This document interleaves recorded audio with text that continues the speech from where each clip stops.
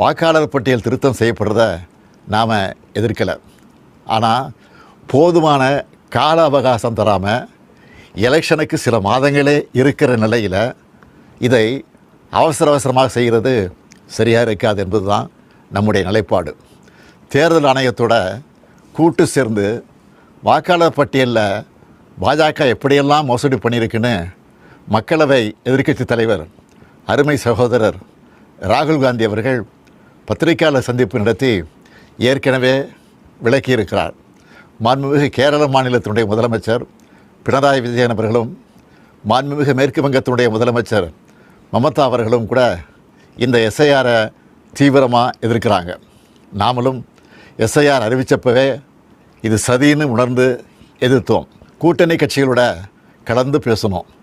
அனைத்து கட்சி கூட்டம் கூட்டி தீர்மானம் போட்டோம். உச்சநீதிமன்றத்தில் வழக்கு போட்டிருக்கோம்.